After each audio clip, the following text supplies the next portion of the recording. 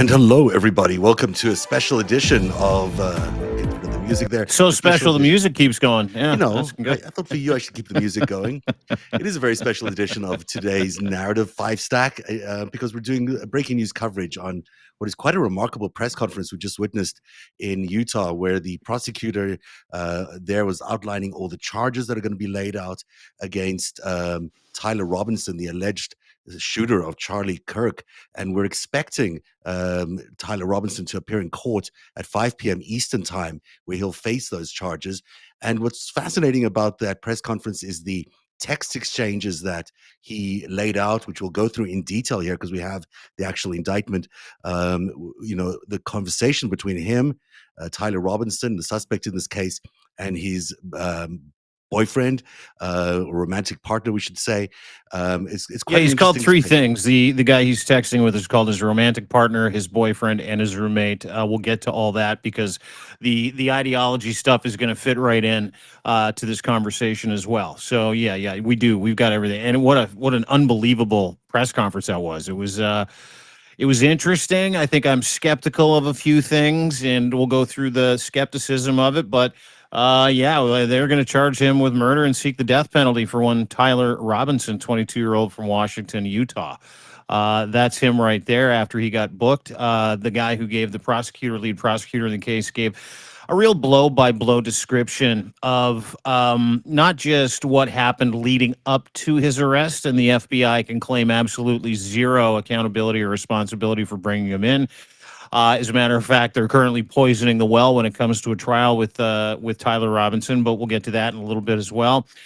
Some shocking revelations, some shocking text exchanges. The roommate is cooperating, but as I understood it from the press conference, they're going to treat everybody in his Discord as roommate and people who associated with him or were part of what is going to be painted as a leftist radicalization of this man, and let's separate left and right for now. That's just the radicalization of this man.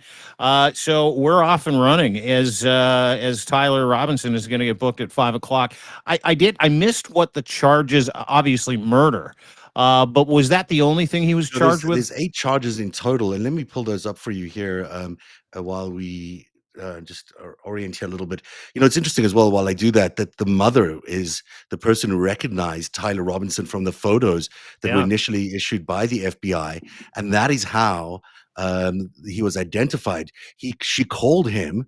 The mother called her son to say, "Where were you? Or where are you?" He said he was being sick that day and had been Yeah, sick. after she saw pictures of Yeah. him on the news. Yeah. Yeah, and but she still didn't believe it wasn't him. She conferred with the dad, and then having conferred with the dad, they decided to then take action and get him to come in. So it was a real, family drama that happened there, as this family in Utah just discovered that their son had been responsible for this horrific tragedy. If you just give me 1 second here, I'll find the actual list of charges because it's not readily available to me here. Mhm. Um, you know what? Why don't we do this? Why don't we go through the actual indictment, which is right in front of me, and maybe it'll tell us in there what the Okay. charges are. And I That'd be don't know great. if you can read that. Can you read that? Is that legible for you? Yeah, no, I can't see anything. Just go ahead and read it out, dude. Well, I I'm a can't good read it listener. either. I'm a great listener. I can't read it either. So let me just make sure that I can make it bigger for us both read, and maybe everyone at home can read it too. There we go. So this is from the New York Times. It says Jeffrey Gray, who's the guy we just saw, the Utah County attorney, and then list the attorneys there. This is the state of Utah charges. These are not federal charges. Those may still come against Tyler James Robinson. The state of Utah and through the Utah County Attorney's Office charges the defendant with the commission of the following offenses. So count 1 is aggravated murder, a capital felony in violation of Utah Code ANN 76-5-202 in that on September 10, 2025 in Utah County, the defendant Tyler Robinson intentionally or knowingly caused the death of Charlie Kirk under the following circumstances. The defendant knowingly created a great risk of death to another individual other than Charlie Kirk and the defendant. So that comes up a lot, by the way, this idea that there was done in front of other people, that other people were at Yeah, risk. thousands of people. Yeah. Yeah. And especially children, which comes up in another way. So that's the aggravated murder charge. Conviction of this offense may carry the death penalty or, pursuant to Utah Code 76 3-207.7, a mandatory term of imprisonment for life without parole, an indeterminate term of not less than 25 years, and that may be for life. So the death penalty is an option here, which is quite a big deal. Now you can't see. There you go. Now you're able to see it. Sorry about that. Here's what it says in the victim targeting enhancement. In violation of Utah Code, Tyler James Robinson intentionally selected Charlie Kirk because of Tyler James Robinson's belief or perception regarding Charlie Kirk's political expression. And this ties into what the prosecutor said right at the beginning there, that this is a case about what, America was all about, the expression of free ideas. Then it says, notice, if the trier of fact finds beyond a reasonable doubt that the victim targeting enhancement applies, the sentencing judge or the Board of Pardons and Parole shall consider the defendant's selection of the victim as an aggravating factor. So that's interesting. And then this other aggravating factor is the violent offense committed in the presence of a child. The judge or the Board of Pardons and Parole shall consider an aggravating factor in the deliberations, and the defendant committed a violent criminal offense in the presence of a child. So then it goes felony 2, and read them all the details here, but is the discharge of a firearm causing serious bodily injury. There's enhancements there. Count 3 is obstruction of justice. Count 4 is obstruction of justice in a second degree in violation of Utah Code. I'm not sure what the distinction is there. The fifth count is tampering with a witness, probably in relation to asking the witness to hide the note and get the information and not talk to the police. Count 6 is also tampering with the witness, doesn't indicate whom. And then there's count 7 is the violence offense committed in the presence of a child, which is a big thing in Utah. And I think those are them. Those are the 7 charges against Tyler Robinson, who's now accused of killing Charlie Kirk last week in that assassination that happened at the Utah University.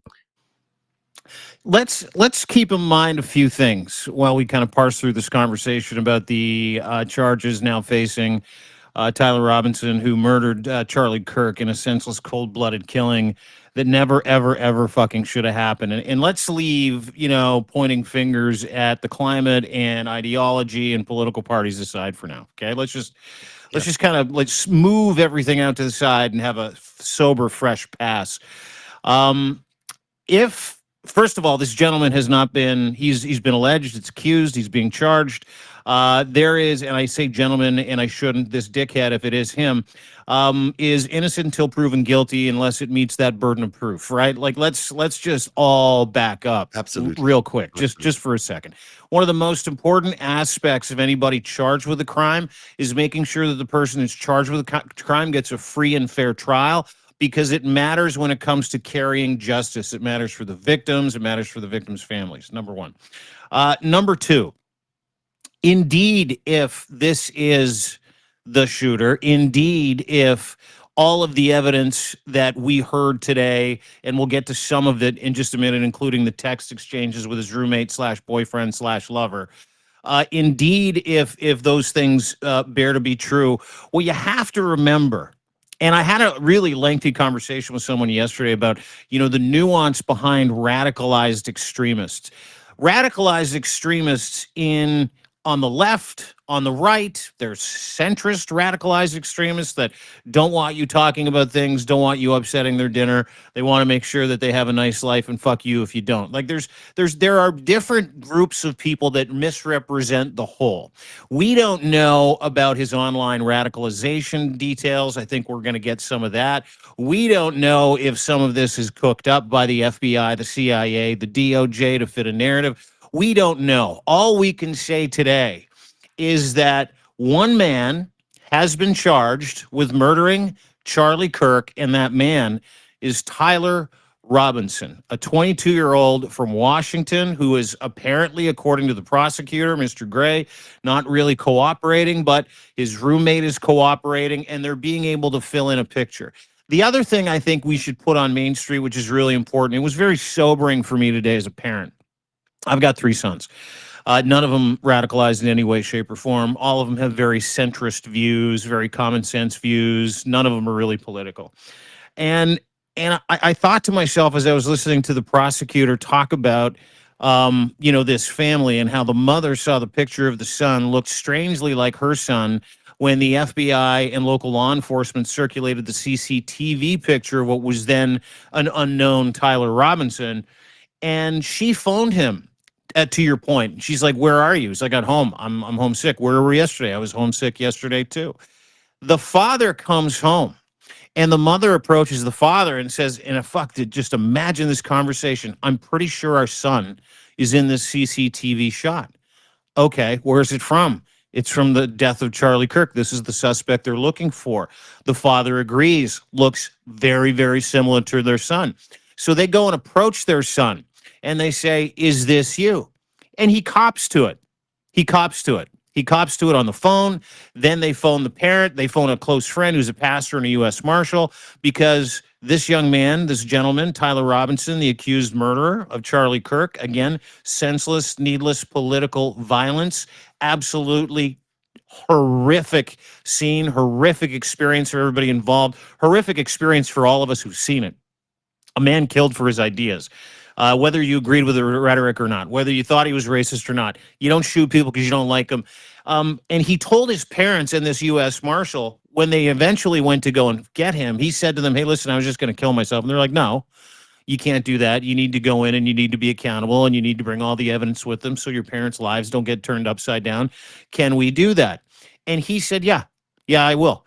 And he got in a car and he went with his parents. And I just have to point out the character of the parents here, not only willing to do what was right, if this is indeed their son and if he is the shooter, but can you imagine the pain and consternation Mm. on behalf of the parents who said, "We got to take him in. We have to do the right thing here." So if you brush the fact that everybody votes for somebody aside and ideology aside, what a heartbreaking, heart-wrenching character test for their parents who had to take this young man in and deliver him to the FBI for a possible death penalty sentence. I mean, that in itself was such a moving, heart-wrenching aspect to this story. We're busy Absolutely. vilifying the parents as Trumpers. And you can if you You want. I can't don't do give a that. You shit. can't. These The, these are parents that love their yeah. fucking son that had to deliver him to jail to possibly get put to death for the alleged murder that he committed in front of the nation that has set the fucking world on fire. I mean, I give the Robinson parents full credit for what they did that day. Yeah, absolutely. And it's interesting as well. It's so touching in some ways that the way he was speaking about his grandfather's weapon, which is the weapon supposedly used in this murder, was that he was concerned that his father would wonder where the grandfather's weapon was. That, this tells you about the kind of small town feel that this place has. This is not big city environment. These are people who hunt. These are people who have weapons for that purpose. These are family weapon that was passed down from the grandfather. It was Yeah. obviously something that was really important, and the fact that his thoughts were when he's texting his boyfriend is, what will my dad do when he finds out that that's what happened to grandfather's weapon. The other really interesting thing from the mother's perspective is that she told police that her son had moved to the left politically over the past year, and she said he had become more pro-gay and trans rights oriented. Um, this is obviously, is a bit of a firewire, live wire for people in terms of a hot button issue. But And from a a personal hard way level, for your parents to find out you're yeah, but gay. from Yeah. personal level, and you get Oh. the sense as well from the text exchange between Robinson and his boyfriend that there's a real feeling of tenderness there, and also a struggle. That the reason he says he just wanted to kill Charlie Kirk was to save his boyfriend. Was this kind of like heroic, kind of in his mind at least, attempt at trying to save the world from slipping into you know, an anti-trans or anti-gay sort of world. But the heartbreak for this family to have to go through what is obviously a transition for them in terms of his evolution sexually, and then to also have to deal with this on top of that as a result of all of that, must have just been devastating. You know, this real a real moment, obviously, that'll shatter them for many, many years to come.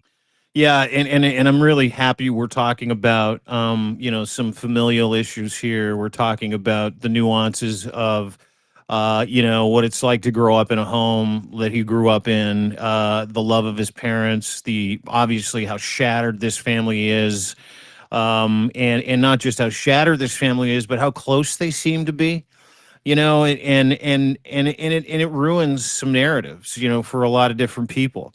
And I think that was the danger in you know, accusing this individual of being something, or hidden motives, or suppressed motives, or where he was radicalized, or how he was radicalized. All we know from what I heard today is that Tyler Robinson, views had shifted, was in a relationship with another man who was transitioning, and said, and I quote, the reason why I wanted to kill Charlie Kirk is because he spread so much hatred. Mhm. And you know, you don't stop hatred with like political violence and murdering somebody by shooting them in the head.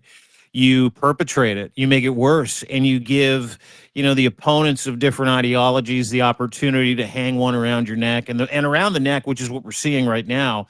It doesn't matter if it bears out that this guy was a hardcore lefty, a hardcore righty, a guy in between, guy transitioning from MAGA over to, you know, being you know, an ultra trans person, or sticking up for his boyfriend, or realize later, there's so many aspects of this, realize maybe later in life he was gay, fell in love with the dude who was transitioning. I mean, there are so many aspects to this that are so important when it comes to coloring in the picture of what happened and who this gentleman was. And I thought about it today because the prosecutor, I almost called him a crown prosecutor, you could tell him from Canada. The prosecutor, as he was laying this out, you know, really impressed upon me today that there are good people in law enforcement in the United States of America that are trying desperately to figure out what happened. And he also impressed upon me today that the reason why Salt Lake Police, the reason why the FBI detachments there, you know, unless your name is Kash Patel, just spraying rumors all around for the past few days, or the vice president of the United States, is because they wanted to do a good job of making sure they had their guy. Are there question marks around what I heard today? Absolutely, but that's my skeptical mind when it comes to all this stuff. But the bottom line is, you know, a young man who was radicalized online killed Charlie Kirk with a gun on September the 10th in front of thousands of people in a horrific scene over a difference of opinion. And he said he couldn't allow that hate to continue, so he felt he had to take Charlie Kirk out. That in itself is insanity. Mhm. That in itself, that statement in itself, when I heard Prosecutor Gray say that, I was like, well, that man is unwell. That is not well reasoned thought. That is not critical thought. That's craziness. It's a sign of somebody who thinks he's, you know, on some kind of mission to be able to save someone. And to your point, maybe the person that he was with, maybe his roommate, maybe it was the community, online community he was in, because the online community he was in, and I read this today, the Discord community is currently being investigated as well. And they're shocked. And this Discord community, allegedly, is a group of, you know, right wing, left wing, gay, straight, transsexual, you know, Groiper light meme lovers, which is why he etched those stuff on the bullets, right? He's like, and he said it in his text exchange. Oh my God, if I see something about the bulge or OWE or catch this fashions, I'm gonna LOL. Like he did it for the meme. He did it to impress a group of people, and he also did it, he said, to protect his boyfriend. So who was he trying to impress, and what was that community, and was that the community that radicalized him? But there's a bigger, deeper issue here too, which is how big tech has seemingly gone unnoticed as the algorithmic ruiners of people's minds, brains, and societies claim yet another victim, in my mind. Yeah, I mean, it really is. Also, I will say everything you're saying is totally true, but it is also an indictment that this MAGA movement has really moved so far against the LGBTQ community, and in no way am I suggesting that it's a justification of any sort to this. But it reminds me that this community, which has had decades and decades of being suppressed, was facing this renewed attempt to send them back into the closet, to really target them in a way that you can equate with other countries that have targeted LGBTQ communities. Yeah. I mean, there is a kind of a desperation in what he did, and maybe in not understanding the ability of this community to withstand all of this, because he's obviously not that related to, not that aware of the history of this community. But you could see that someone facing that kind of threat would feel justified in some ways. Well, I'm not suggesting that he just says that, but I'm just saying, Well, I think any community that has extremists that are facing any yeah, kind of threat, they have their crazies that will do yeah, that. And to your point, no, there is no yeah. justification for what they're alleging Tyler Robinson did to Charlie Kirk. And I say it again and again and again and again and again. The murder of Charlie Kirk was a horrific, senseless, Mhm. hate-filled act which Absolutely. never should have happened. Period. Stop. But you cannot control what you cannot control.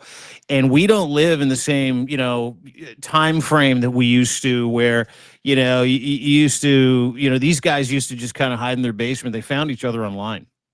Mhm. It's the same reason why we have crypto, is all the super rich weirdo basement dwellers found each other somewhere in Elon Musk and Peter Thiel's chat room, and they've decided to rug the entire world. It's going on right now. But there's, it's the same thing for anybody who's lacking community, who feels different, who feels left out. They're from a certain background or a certain family. In the internet age, in the digital age, you'll go and find groups of people online that identify with you, and they become your lifeblood. Twitter's no different.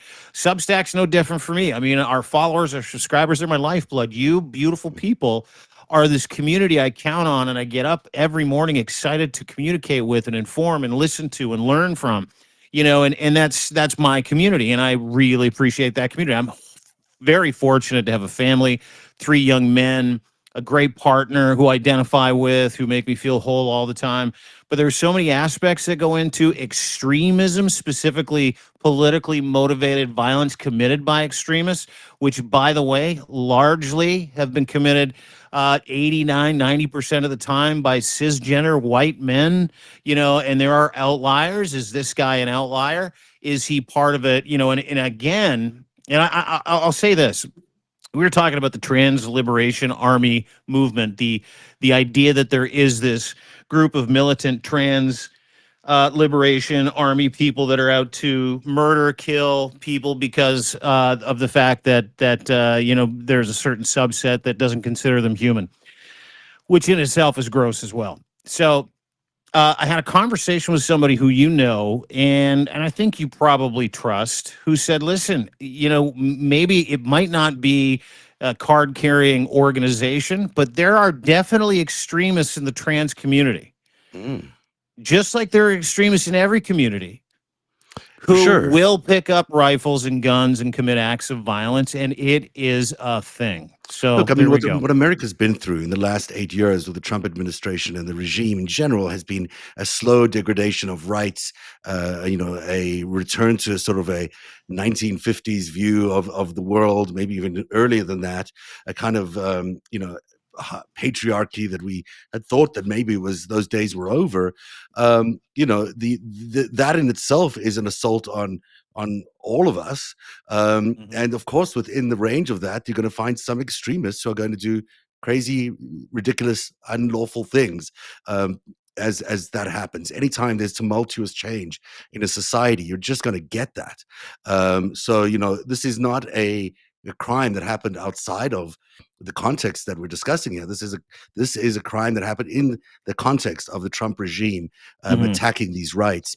We should read a little bit more of this because it is interesting here that the law enforcement officers followed the suspect's escape path to the northeast end of the campus, where they believed the suspect left campus and entered a wooded area. In that wooded area, investigators found a bolt-action rifle wrapped in a towel. The rifle contained 1 spent round and 3 unspent rounds.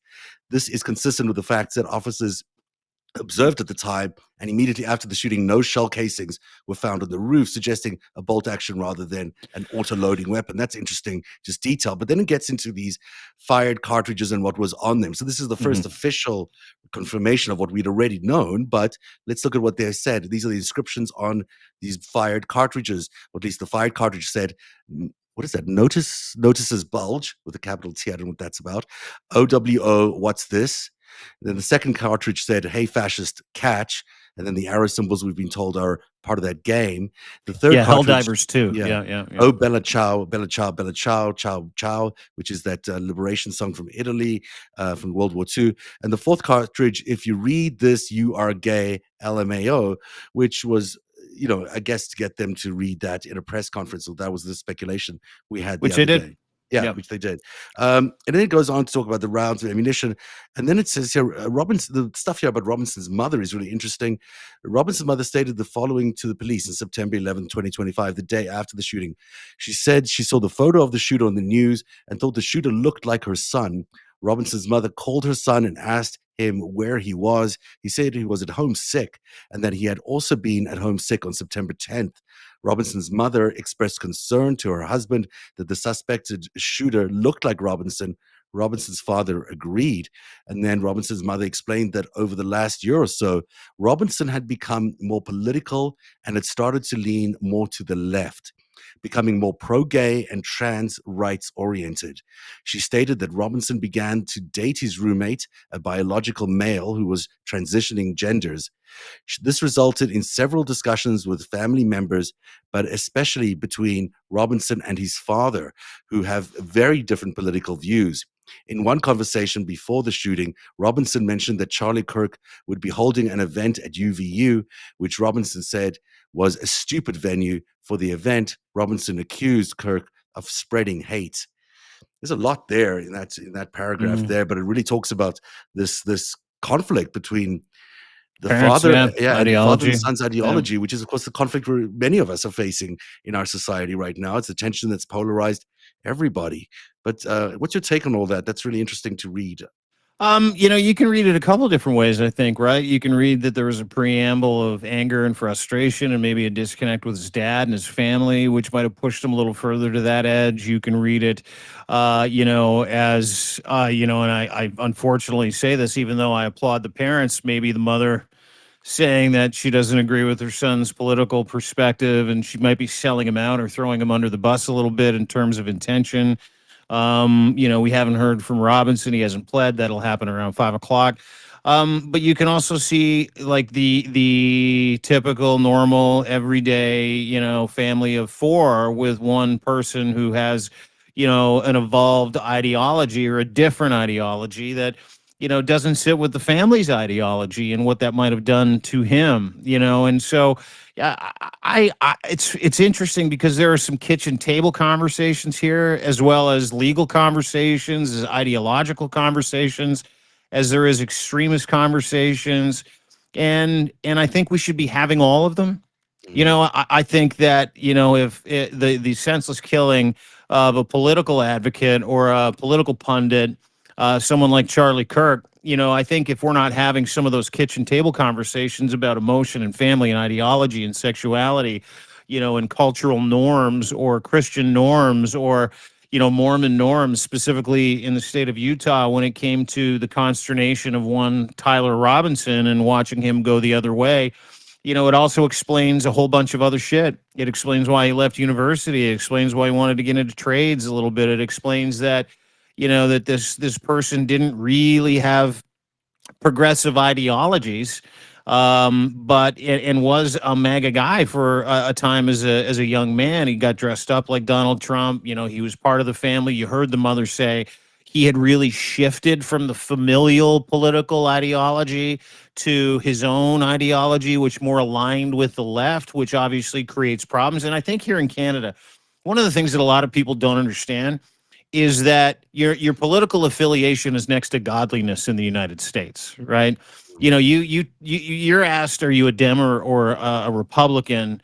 The second you meet people at dinner parties down there, who do you vote for? Like that's like, you know, it's an identifier for so many people, and it precludes other people from having conversations, and it rips families apart. Not like it does up here. You can have a daughter that votes for the NDP party. I've got sons that voted for 3 different parties in the last federal Yeah. election, and I simply said, "Who are you voting for?" And they said, "This person, that person, this person." I asked them why. I'm like, "Yeah, good. Go exercise your democratic freedom to do so." It is not like that in the United States. Yeah, it's It's very attached rare to so for many other the things. Yeah. communities to even mix in that way. This goes on to say Robinson's father reported that when his wife showed him the surveillance image of the suspected shooting in the news, he agreed that it looked like their son. He also believed that the rifle that the police suspected the shooter used matched a rifle that was given to his son as a gift. As a result, Robinson's father contacted his son and asked him to send a photo of the rifle. Robinson did not respond. However, Robinson's father spoke on the phone with Robinson. Robinson implied that he planned to take his own life. Wow, it's a new detail. Robinson's parents were able to convince him to meet at their home. Yeah. And As they that's when dis- they called in the yeah, U.S. pastor guy, the U.S. Marshal person, and they talked him into doing the right thing. Again, you know, that conversation couldn't have been fun. But no. let's fill in some blanks here, if I can, with the Mm. text exchange with the roommate. Yeah, we could move up. We can move to that if you want. So here we Yeah. are. Yeah, yeah. Yeah. You want to read it from the script here because I can follow Yeah, along. I've got it, but Okay. I'll get to the kind of meat of it if we can, because what happened was is shortly, you know, after the shooting or maybe before the shooting, timeline's a little fuzzy. The roommate gets a text. He's like, "Look under the keyboard." Looks under the keyboard. It's a note that basically said, "I had a chance to take out Charlie Cook and I took it." And so the roommate texts him, and he's like, "What? You're joking, right?" Robinson said, "I'm still okay, my love." And by the way, very, very 1922. But am stuck in Orem for a little while longer yet. Shouldn't be too long till I can come home. Showing this incredible disconnect of like, dude, you just killed Charlie Kirk and the entire world's on fire. You're like, yeah, it might take me a little time to get home tonight. Until I can come home, but I'll grab my rifle still. To be honest, I'd hoped to keep this secret till I died of old age. I am sorry to involve you. Roommate, you aren't the one who did it, right? Robinson, I am. I'm sorry. Roommate, I thought they caught the person. Robinson, no, they grabbed some crazy old dude that interrogated someone in similar clothing. I had planned to grab my rifle from my drop point shortly after, but most of the side town got locked down. It's quiet, almost enough to get out, but there's one vehicle lingering. Roommate, why? Robinson, why did I do it? Roommate, yeah. Robinson, I had enough of his hatred. Some hate can't be negotiated out. If I'm able to grab my rifle unseen, I will have left no evidence. Going to attempt to retrieve it again. Hopefully, they have moved on. I haven't seen anything about them finding it. Roommate, how long have you been planning this? Robinson, a bit over a week, I believe. I can get close to it, but there's a squad car parked right by it. I think they already swept that spot, but I don't want to chance it. Robinson then says, I'm wishing I had circled back and grabbed it as soon as I got my vehicle. I'm worried about what my old man would do if I didn't bring back Grandpa's rifle. IDK, meaning I don't know if it had a serial number, but it wouldn't trace back to me. I worry about my prints. I had to leave it in a bush where I changed outfits. I didn't have the ability or time to bring it with. I might have to abandon it and hope they don't find it. How the fuck will I explain losing it to my old man? To your point about the consternation about losing his grandpa's rifle. The only thing I left was the rifle wrapped in a towel that matches the prosecutor's description about the evidence that they found. Remember how I was engraving bullets? The fucking messages are mostly a big meme. These are big online Discord, internet, Groyper, radicalization memes, by the way. If I see notices bulges UWU on Fox News, I might have a stroke. All right, I'm going to have to leave it. That really fucking sucks, he says. Um, the rest of the exchange really kind of just, and if you want, you can kind of go through it. There's some interesting stuff in there, but just to kind of encapsulate the first page of that text exchange, if real. And I say that about everything because I don't know if anything is real anymore, and I think it's really cool to be skeptical and important to be skeptical, but we'll treat this as real. It shows a guy who is so disconnected, he's LOLing through a series of Yeah. text exchanges and saying, "I'm gonna be home soon," like he just finished a workout and the pipes burst at the gym and he can't get, but he'll be back anytime. He just murdered Charlie Kirk in front of tens of thousands of people, and he set the fucking world on fire. The And he's naivety treating it that like it's, hey, yeah, I'm just going to be a little late. Like the disconnect there, to yeah. me, the cognitive is spectacular. The naivety of thinking you'd get away with it is kind of bizarre. Yeah. And then this whole thing just strikes me as being very, some people are saying here, it's staged, but I don't think it's staged per se. I just think what we've got is I don't think they could have staged we'll see when the metadata shows in. I mean, it's quite possible this was it was staged, but I think the metadata will confirm that these messages were sent when they were, and the roommate would say that this is the events as they took place. So it's hard to suggest how they would get away with proving this was staged, although many people are saying it sounds staged. It does have that feel. It sounds like it's taken from another era, almost from another. You know what it sounds like to me too? It sounds very, very tailor-made. Yeah. For a certain Narrative. subset, certain narrative, certain argument that absolves, the Groyper kind of radicalized online connection with these memes and engravings. Like that, it almost looks too clean. You know what I mean? It almost looks too like, But having said that, this is the best information we have to go on right now. It's the only information we have to go on right now. So in fact, and I did get a little bit of comfort, as you did, from hearing Jeff Gray, the attorney there, talk about, just talk about all of this in the way that you'd want someone to talk about it, protecting the rights and freedom, and saying this is an expression of freedom that these guys were engaged in, and that was why this was such a difficult thing for them to prosecute. But there is also kind of a poignancy to all of this. I mean, the boyfriend not knowing that this was happening for over a week, he must have been planning this, he says, is quite something. It's quite something to have kept that from his partner. He's kept that from everybody, really. There doesn't seem to be any indication that he had planned this at all, that this was sort of his own mission. Yeah, it is. It absolves his roommate, seemingly, right? Not knowing and knowing the roommate is cooperating. It also is an interesting little side note here that they're treating, and this was said a couple of times today in the press conferences, the word accomplices. Who might they be? Who are they? Who did someone encourage him to do it? There are still so many aspects to this that we don't understand, to the point where I found it wholly unnecessary, to be honest with you, to introduce the idea that his roommate's sexuality had something to do with his pure motive or intention.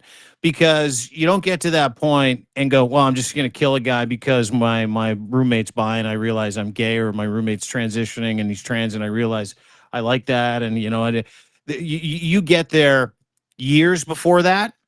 You get there in those quiet moments online, and we don't know what those years and those online moments were like, right? We just don't know. We don't know about other aspects of the radicalization of Tyler Robinson, and I think that's a really important point because what I saw today and yesterday was the weaponization, and literally Donald Trump, Pam Bondi, the DOJ, Kash Patel, J.D. Vance, the Vice President of the United States, did a Rage Farm podcast on the Charlie Kirk Turning Point USA Network, effectively saying to everybody in the United States, the First Amendment doesn't matter when it comes to this. Your freedom of speech doesn't matter when it comes to this. Now, I watched what happened with Donald Trump on the White House lawn today, where he threatened John Carl from CBS with the full weight of the Department of Justice for holding him accountable, asking him questions, labeling dissent when it came to the Trump regime's agenda. as hate speech that is getting wrapped up into this. And what this narrative does, to your point, is it gift wraps that door that the DOJ wants to walk through to go, it's time to go to war against the left. They don't have First Amendment rights. Fuck them.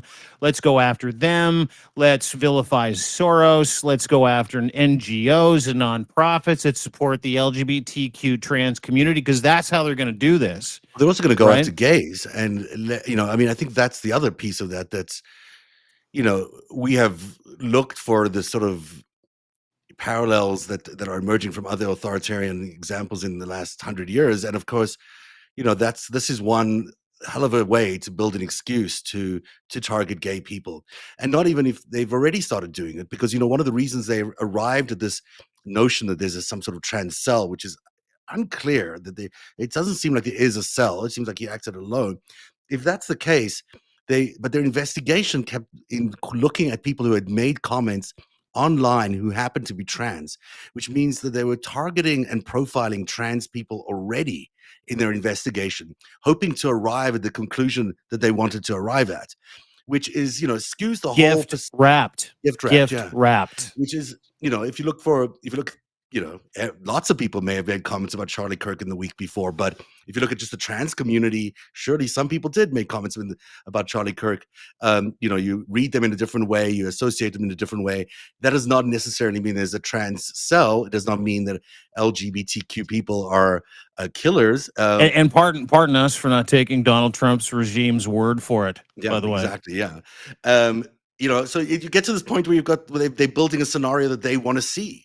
And in fact, this is a scenario they want to see. They want to see, they want to have an opportunity at least to target lesbians and gays and people who have traditionally been on the left side of politics, and they want to do that as broadly as you can. And if they're going to be targeting NGOs, or they're going to be targeting other nonprofits, you're talking about things that have been like the Human Rights Foundation or the human rights, people who have been pushing for expansion of human rights, not just trans rights, but expansion of human rights for lesbian and gay, transgender people for decades. And those people could see their funding disrupted and maybe could be accused of being terrorist organizations or RICO. Oh, that's already in the works. Yeah.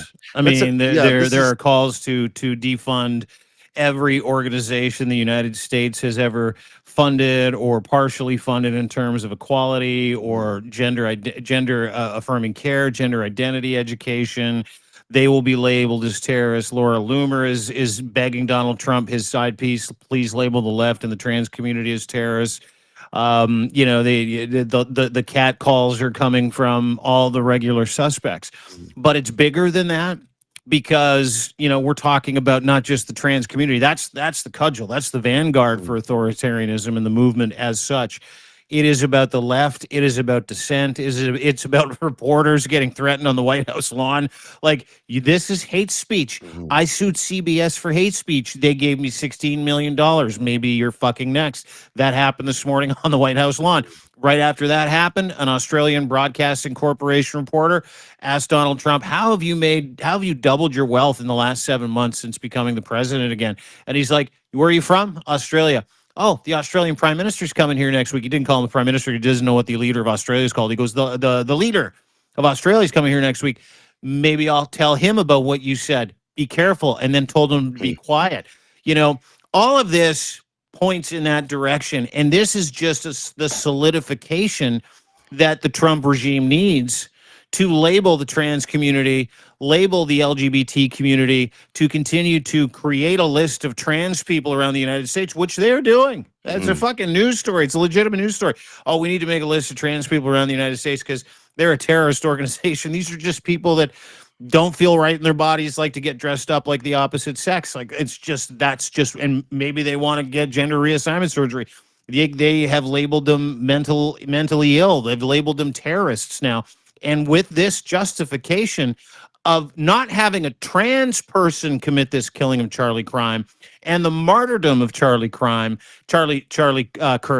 and the sainthood of Charlie Kirk, blasphemy laws about Charlie Kirk, J.D. Vance yesterday threatened threatened everybody and encouraged a nationwide doxing of anybody who said anything about Charlie Kirk that was negative. Like, if you don't read these signposts, this is one issue which needs to be sorted through. The one thing that I think everybody needs to pay attention to isn't motivation, isn't ideology, it isn't sexual preferences. How are they going to use this against you? And that's what I'm focused on in these conversations. Yeah, and they're going to be doing, in addition to the National Registry of Trans People or Trans Youth, which has already been announced, you can see them really creating a profiled situation where lesbian, gays, transgendered people are considered second-class citizens, where, no matter what you do in society, you'll get profiled as that, because that's the way it's been before. That's what we've seen in other societies. It's certainly what we see in Russia, and Russia is the model for all of this. Is ban every expression of gay pride, intimidate, even, Tell the world you don't have gay people and trans people in your kidnap country. people, beat them up, humiliate them. In some cases, if you remember Send them to the front lines. what happened in Chechnya, where there was a huge attack on gay youth, that many, if not all, the gay youth of Chechnya had to escape the country because they were being murdered. Yeah, if I'm not mistaken, I think Putin labeled trans and gay people as terrorists in Chechnya after what he called a Chechnyan bombing of a Russian building, and said it was carried out by the trans and gay community. Yeah. And that was his justification to go after the gay community in Chechnya. And shortly after that, started raiding gay clubs and made it illegal to be a homosexual in Russia. I mean, it's find a common enemy, find a martyr, get that common enemy to be the person that killed the martyr or made life unbearable for, this individual, and then go to work canonizing the martyr and vilifying not just the perpetrator of whatever crime or who you said is a perpetrator of the crime, but the entire community that person represents, in as much as the ideology tells you that you want to move your country or your city or your people in that direction. And it is, man, you can set your fucking clock to it. It's the same playbook, dude. Yeah, it's the same playbook. I mean, just look at they've done already. You've got brown people, immigrants, illegal immigrants, even legal immigrants being targeted for deportation, they're all criminals. That starts there. Now they've got a framing to do the lesbian and gay community, and the trans community. Now they'll have a framing to they'll find even more justification, I'm sure, as they continue down this of the left. Like, I mean, that's and the then one they'll get thing to the left, and then they'll get to the liberals, and they'll get the academics, or even the academics are tied into this, And so anyone who says anything hateful about Donald Trump is now considered hate speech. That is not legal in America. Free speech is what America's made of. It's certainly not hate speech is legal in America. It's not that you can determine if someone says something vile, does not allow you to imprison them, or do anything to them, in fact. And that's why this is a horrific crime, what happened to Charlie Kirk. And I think the last person in the world who would think that this is the way the Trump regime should be acting is Charlie Kirk. I think he'd be saying, this is insanity. This is absolute insanity. And I'd agree with you. Yeah. Sorry, go ahead. No, he was an advocate for free speech. He showed that every time he spoke, he went out into the public and repeatedly challenged people, talked to people of different opinions. I've seen many conversations with LGBTQ members that he's had, which were very accepting. They were not what people like to paint him as. Yep. I wouldn't say he's a pro-LGBTQ rights person, no, but he was very accepting of people's sexuality and differences, and that didn't matter to him. What mattered to him was the conservative politics, and that's what he looked at when he spoke to all these young kids on campus or young teenagers on campus who were identified as being LGBTQ. So nothing in the way the administration is acting corresponds with Kirk or his thinking, as far as I can tell. I think a really interesting place to wrap up this FiveStack, which is really a one stack, because some significant shit happened today that we're trying to, Sherpa people through in a really kind of calm, positive, nuanced, thought-provoking, self-aware, and critical light. Not in the idea of an ideology or political framing in any capacity. I think a great place to end this off is with a Charlie Kirk Twitter post from May 2nd, 2024. Do I have major issues with Charlie Kirk's racially motivated, violent rhetoric during his life? You betcha I do. I've made no bones about it. But he summarized this moment a year and a half ago. Charlie Kirk said, and I quote, "Hate speech does not exist legally in America. There's ugly speech, there's gross speech, there's evil speech. All of it is protected by the First Amendment. Keep America free." Mm. Charlie Kirk had some very sentient moments wrapped up in whatever ideology he was espousing, whether it be Christian, white nationalist, white or Christian nationalist, white nationalist, whether it be racially motivated anger towards the migrant community, the black community, black women. Obviously, I didn't agree with any of those things, never have, still can't. But I protect Charlie Kirk's right to be able to say certain things. Where he and I differ, and I think where guys like you and I differ from Charlie Kirk, is I believe I have a moral responsibility not to make the lives of the marginalized worse by throwing more logs in their journey or vilifying them or telling them they have to live up to my expectations of what I think they should be. And that's my whole issue with Charlie Kirk. But if you believe that last tweet that Charlie Kirk said, whether you're straight, gay, right, left, angry, happy, whatever, then what Donald Trump is doing, to your point, would be an affront to the legacy of Charlie Kirk if he was here to witness it today.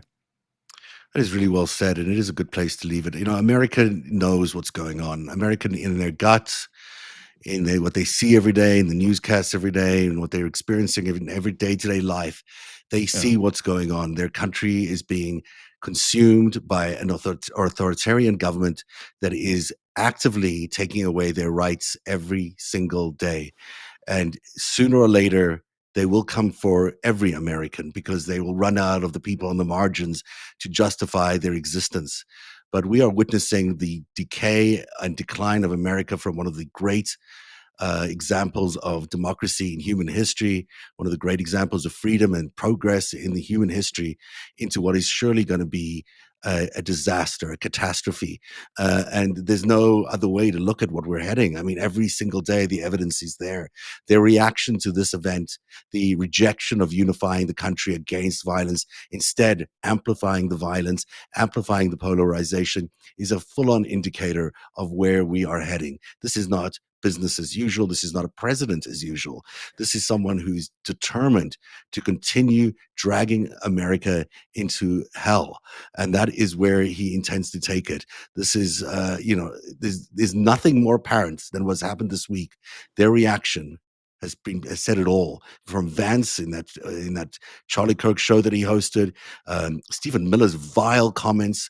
They're all so wrapped up in hatred and so wrapped up in moving this country into an authoritarian state where there'll be absolutely no freedoms for anybody.